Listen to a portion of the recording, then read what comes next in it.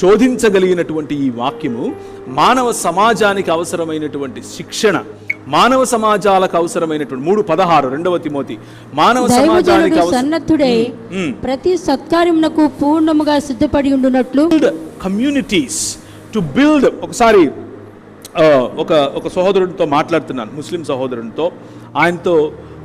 ఆయన నాతో మాట్లాడుతూ, నేను చెప్పాను కదా నిన్న, చాలా సంవత్సరాలు నేను ముస్లింల మధ్య పనిచేశాను, ముస్లింల మధ్య యేసుక్రీస్తు యొక్క సువార్తను ప్రకటించాను. చాలా పెద్ద పెద్ద వాళ్ళతో కూడా ప్రకటించాను. మీరు టీవీలలో చూసే ఉంటారు జాకీర్ నాయక్ అనేటటువంటి వ్యక్తిని. ఆ జాకీర్ నాయక్ అనే వ్యక్తిని వెళ్ళి నేను, నా స్నేహితుడు వాళ్ళ ఆఫీస్లో కూర్చొని పిలిచాం, మీరు రండి, మీరు వస్తే కనుక మనం పబ్లిక్గా అందరి ముందు యేసుక్రీస్తు దేవత్వం గురించి లేకపోతే బైబిల్ గురించి మాట్లాడదామని.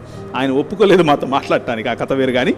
సో నేను అలా మాట్లాడుతూ ఉన్న సమయంలో ఒక ముస్లిం సహోదరుడు నన్ను అన్నాడు, మీ దేవుడు 1-3 అని అడిగాడు. 1-3 అంటే వాట్ డూ యూ మీన్ అని అన్నాను. మీరు కొందరేమో 3 అంటారు, కొందరేమో 1 అంటారు, 1-3 కూడా ముందు తేల్చుకోండి మీరు, ఆ తర్వాత మాతో మాట్లాడండి అన్నాడు.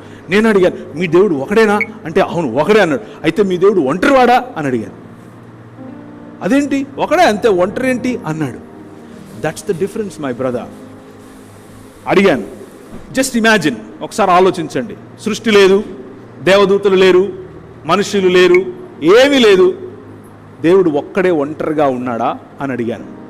ఎంతకాలం ఉన్నాడు? ఆయన ఇలా చూస్తూ ఉండిపోయాడు. ఆయన ఎప్పుడూ ఉన్నాడు, ఒంటరిగానే ఉన్నాడు అన్నాడు. సో ఆయన ప్రేమ నేర్చుకున్నాడా అని అడిగాను. ప్రేమ నేర్చుకోవటం ఏంటి అన్నాడు. ఇంకొక వ్యక్తి లేనిదే ప్రేమ ఎలా తెలుస్తుంది అని అడిగాను. ఇంకొక వ్యక్తి లేనిదే ప్రేమ ఎలా ప్రకటిస్తాడు అని అడిగాను. ఆయన మాటలు నేర్చుకున్నాడా, భావ ప్రకటన నేర్చుకున్నాడా, అంటే ఆయన సృష్టి పైన ఆధారపడ్డాడా ప్రేమించటం కోసం? ఆయన ప్రేమించాలంటే ఆయనకు సృష్టి చేసుకునే కర్మ పట్టిందా? ఆయన సృష్టించందే ఆయన ప్రేమించలేడా?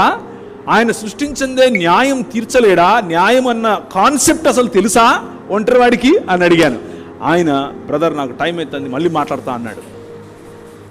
కానీ మన దేవుడు కమ్యూనిటీ అన్న పదం, కమ్యూనిటీ, ఈ వాక్యం మనకు నేర్పేది ఏమిటి అని అంటే మానవ సమాజం, community, unity as one unit, ఒక్క యూనిట్గా ఇంతమందిని రావడానికి గల కారణం ఏమిటి అని అంటే, మానవ సమాజమును దేవుడు ఆదం అని పిలవటానికి గల కారణం ఏమిటి అని అంటే ఒక్క దేవుడు కానీ ఆయన 3 వ్యక్తులుగా ఉనికిలో ఉండటం.